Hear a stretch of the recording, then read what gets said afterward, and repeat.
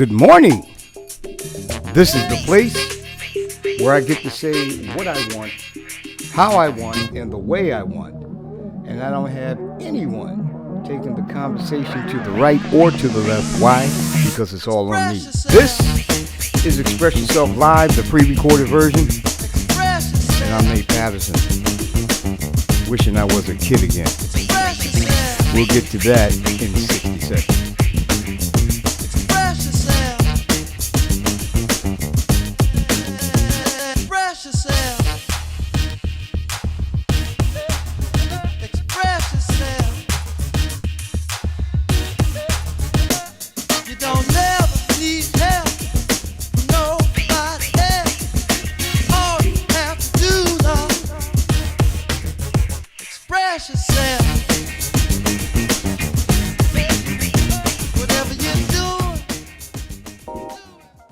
Hello, everybody. I'm Nate Patterson, and this is Express Yourself Live, the pre-recorded version.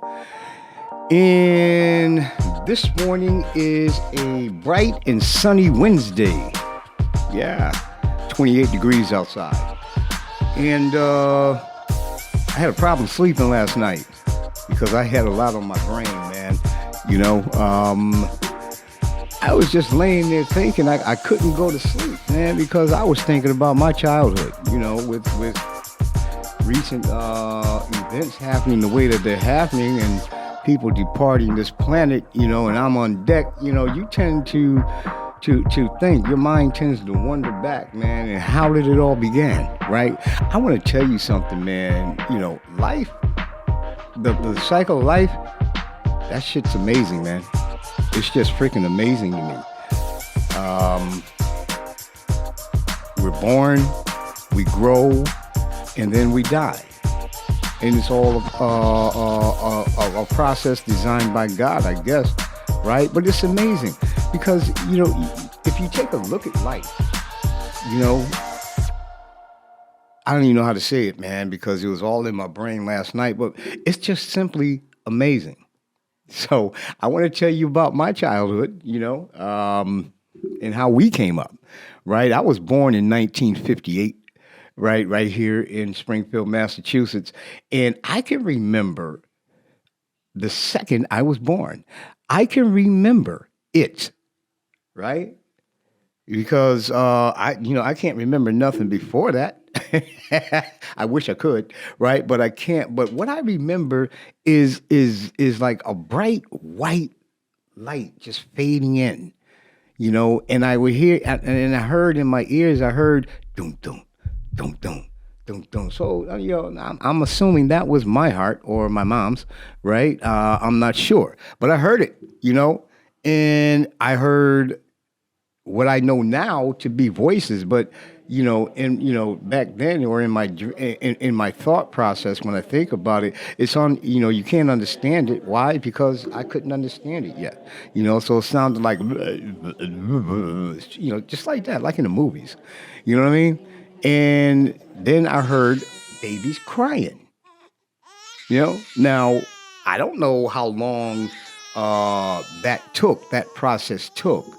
I'm assuming that it took a while because I heard other babies crying. So that meant I had to be in the nursery with the other babies, to remember for that memory to happen, right? And that's all I can remember. I remember that segment. So that's the instance I was born in my mind, right? Somebody proved me wrong. Right? So that's what I remember. And I continue on. And my second memory of my childhood, right? It starts when I was roughly probably about 2 years old. I can't remember anything before that or in between the point I was born, right? So my story starts at 2 years old. Back in the day, I was young. I'm not a kid anymore, but sometimes I sit and wish I were a kid again. Isn't that how that song go? Yeah, man, that song turned me out when I first heard it, man. I had tears in my eyes. And I was a young man back then when I heard that song, right? But anyways, okay, continuing on. Wow. Man, we grew up on Orleans Street in Springfield, Massachusetts. And let me tell you something about my childhood. My childhood started off with a bang. and not the kind of bang that you're happy about, man. I saw spirits. I saw ghosts. I'm gonna tell you something. If you know where 49 Orleans Street is in Springfield, Massachusetts, right over there by Union and in between Union and State Street, man, over there by Progressive Church, right down the street. As a matter of fact, it's one of two original houses on that street that are still standing. It's haunted as hell. All of us kids would see the spirits in the house at one time or another. The adults couldn't see them. They thought we were crazy. We would see them, and sometimes we'd run, and sometimes we'd sit there and stare at them. You know what I mean? And they would try to communicate with us. But I had an experience that nobody believes, right? But I know was real, because I experienced it. Right? We lived on the second floor at that time. My grandmother lived on the first floor. My aunt lived on the third floor, and my other aunt, my Aunt Mary, she owned the building, right? And every night, every night, man, my mother would come in. We had two-bedroom. It was a two-bedroom apartment, and we had three kids, and my mother and father. So we slept in one room. I slept in a room with my sisters. We had a bunk bed and a twin bed. My oldest sister, Francine, she slept on the twin bed because she was the queen, because she was the oldest, right? And me and my younger sister, Pam, we shared bunk beds. I was on the top, right? So every night my mother would come in, before we, when we had, whatever time it was, we had to go to sleep, right? Is what I'm trying to say. And she would tell, like on TV, she would tell us a story, the cartoons, who stole the rent, and I don't have the rent. I still remember that stuff, man, and then we say, now I lay me down to sleep, and I pray the Lord my soul to keep, and all that, and then, she tuck us in and leave the room, About 15, 20 minutes later, Francine and Pam, they would sleep as hell. I would sleep, but I would always wake up. And it would be at the same time. And I don't know what time it was because, we didn't have a clock in the room and I couldn't tell time yet. But, it seemed like it was always the same time, right? A night, right? And I would wake up. And I would hang my feet over the side of the bunk bed, right? And, my eyes, and I look at Francine's bed. She sleep, mouth wide open.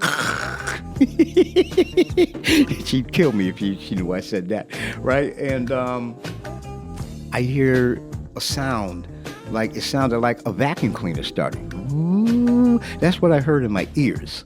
Right? It wasn't an audible sound. It wasn't in the room. It was just in my ears. Because if it was in the room, it would have woke my sister and them up, right? At least that's what I'm thinking. Because it was loud, right? And that's how I knew it was going to happen. And I would start to cry. Why? Because from underneath my sister's bed, Francine, while she slept with her mouth wide open, right? This apparition would come slowly up underneath her bed and stand straight up erect in front of me. And it was the apparition of a white lady in a wedding gown covered in blood. So I think she was killed in the house. I don't know if it was a wedding night or not. But a few people had died in that house. And I would see that every night. Then I would be crying and whatnot. My mother would come in. Why are you crying? Why are you crying? And I would tell her what happened. Oh, you were just dreaming. And Francine and family would never wake up. And I started to think, was I dreaming? After about the fourth or fifth night, no, I knew I wasn't dreaming. And, we would see other spirits, man, in the house, and we would talk about it, and finally, one night,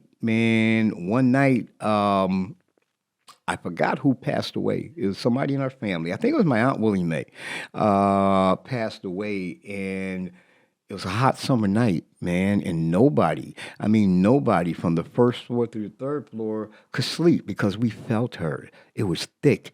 She was just all through the house, man. We were up all night just talking about it. Everybody, we could feel it. Everybody. At this time, we were living downstairs on the first floor with my grandmother. We had moved down there after we went to go see my no-good dad in Chicago, and that failed, and we came back. right? And so Gene Mendenhall and them, they lived up on the second floor, and they came downstairs. I don't know what it is. I don't know what it is. I remember that as a kid, in detail. Why? Because as a kid, I was always watching people like I do today. I watch the hell out your ass and you don't even know it. Yeah. Why? Because I'm just watching your body movements, your mannerisms, and I'm figuring out what kind of person you are. You know what I mean? I would do that as a kid, and I studied a little body language as an adult. So I can, before you open your mouth, I can roughly understand at least 80% of what kind of personality I'm about to encounter. I've been accurate like 80% so far. But anyways, time passed. I got a little older, and I'm moving slow, right? Time passed, got a little older, and I ventured outside and met my friends, Donald Moore, Maurice Clark. Man, these were my first friends ever in life.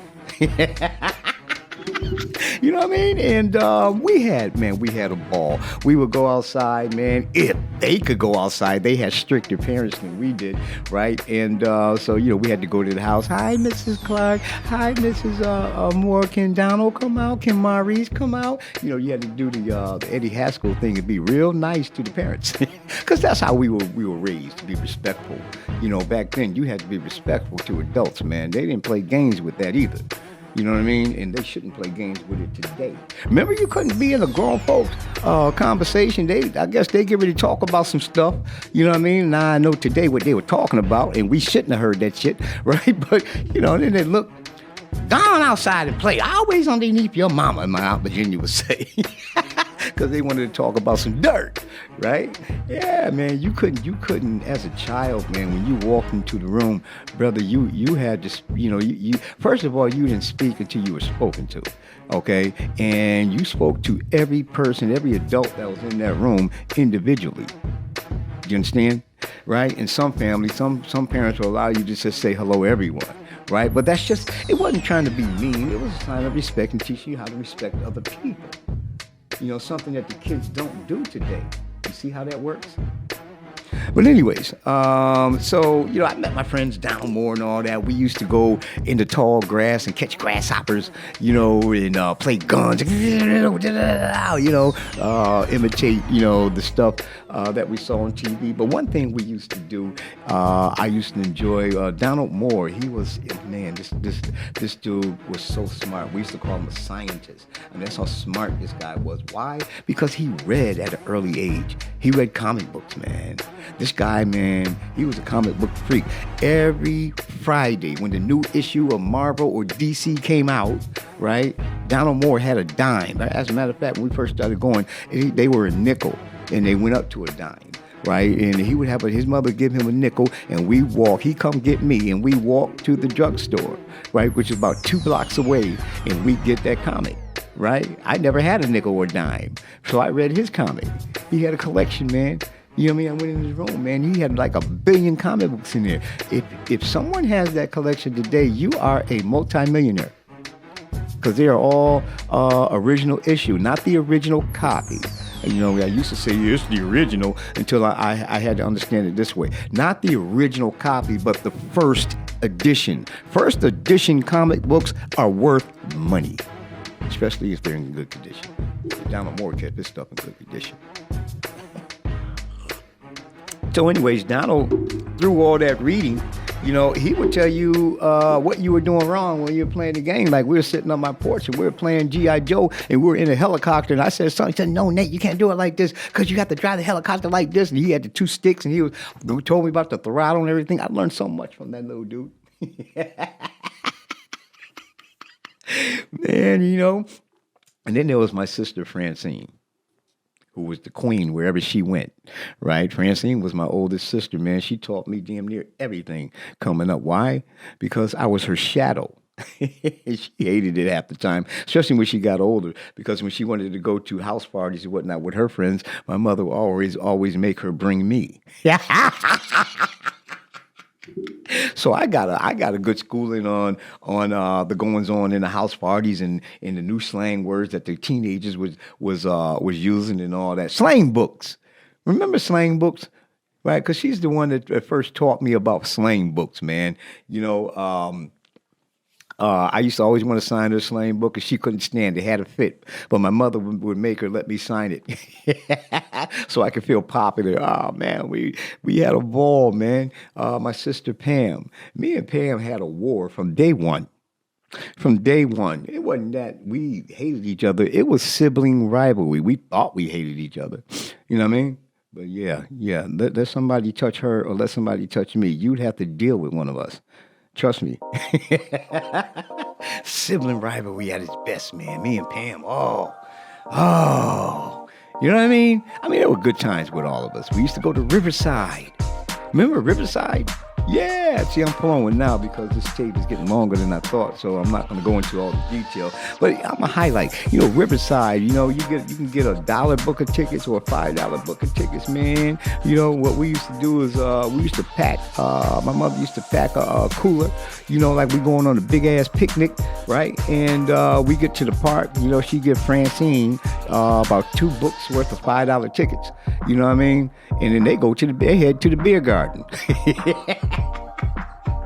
Y'all gone. We in the beer garden, right? You get hungry, come back here and get a sandwich, because we ain't buying nothing. It was beautiful, man, because we went through those tickets that should have took like half a day, like in damn near 5 minutes. Mom, can we have more tickets? We need more tickets. Now that's their beer money.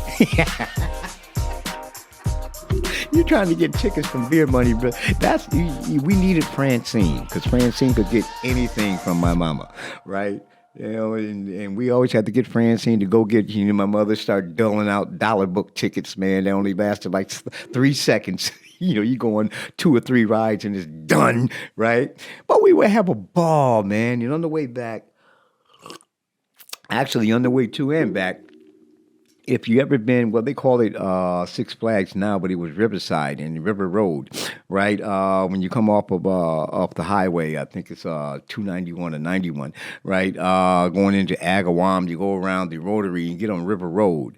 And Connecticut River is on the other side. And back then, Connecticut River was relatively clean and there's fresh air and, all that. And we would drive. My mother would drive with, she had a Corvette with a soft top.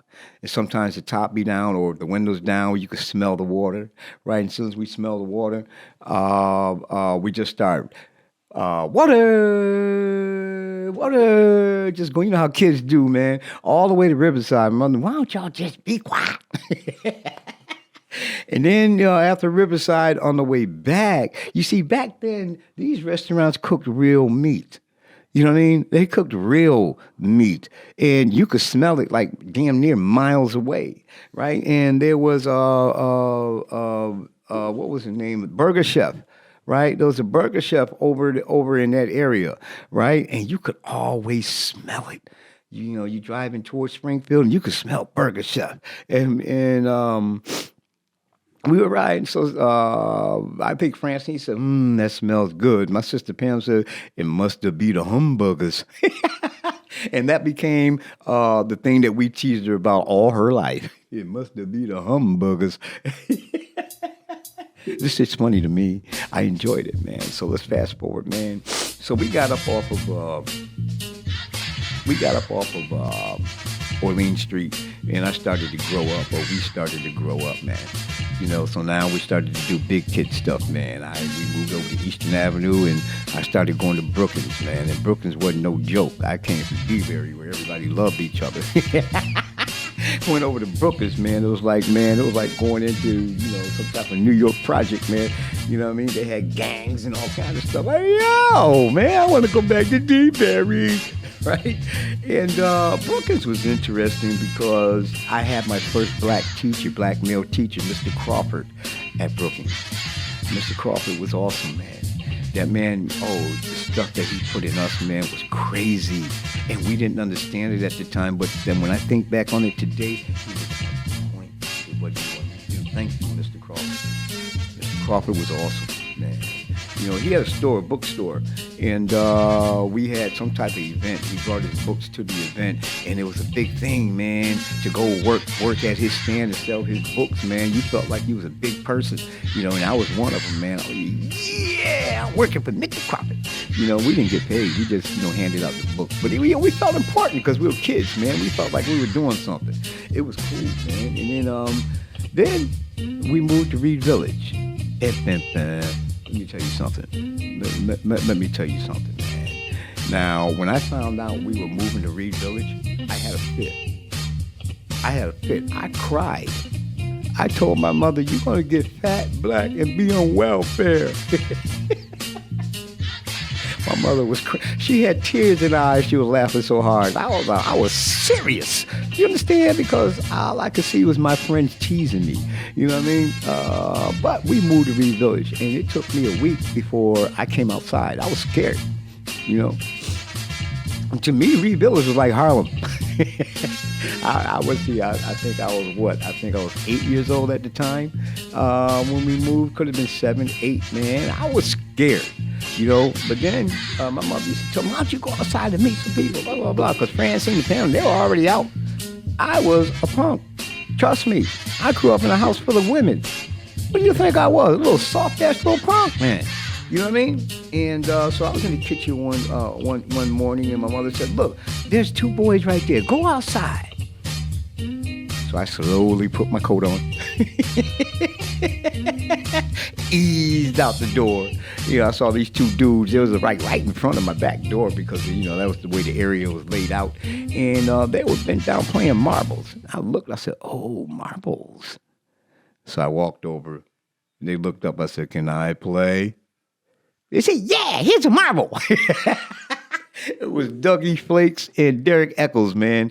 These guys, man, became, look, man, that friendship started at that point of us playing marbles, later on playing Tecmo Bowl football and all this other kind of stuff, man. That friendship lasted until today. Man. That's how I met those 2 guys. Me and Derek hit it off, man. We were boys. Freaking frack. That was Chili E. Chili E, man. I don't have enough time to tell you stories about us, but they called us TG Incorporated, those guys. Because nobody knew our name, and we were ghosting niggas left and right. But who are those guys, man? They were those guys right there. He used to drive a car, man. It was a nice car, man. We used to call it the Silver Eagle. Ooh, man, that's a whole nother tape. Trust me. Man, and so we began to grow up in the village. That was the best move that my mama made ever, because the village was awesome. The village, oh my God, Reed Village. Growing up in Reed Village, man, look, if you grew up in Reed Village, you know what the hell I'm talking about. It was hard times. Don't get me wrong, man. We were poor, but we all had each other in the village. It was the literal village. Do you understand? We talked about each other like a dog. We fought sometimes, right?